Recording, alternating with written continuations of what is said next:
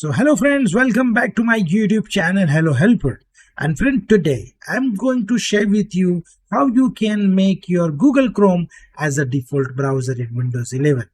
So keep watching, you will learn something new.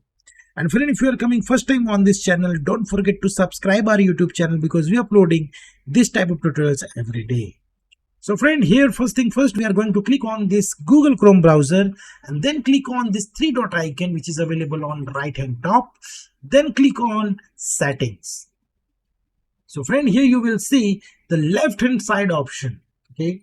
Then simply click on this default browser. Okay. And here you will get default browser settings options. Then simply click on this make default. So what happens, basically redirect to default app option. Okay, so friend, here you will see default apps option is going to Google Chrome. Okay, so here you simply click on this set default option. So friend, now your Google Chrome browser is a default browser in your Windows 11. So friend, if this helped you, then please click on like button and share with your friends and family so they can also learn about these things. And if maybe you have any query or question, you can comment me below, so I will give you the answer. So friend, thank you for watching and stay tuned with me. We will meet in next video. Stay tuned.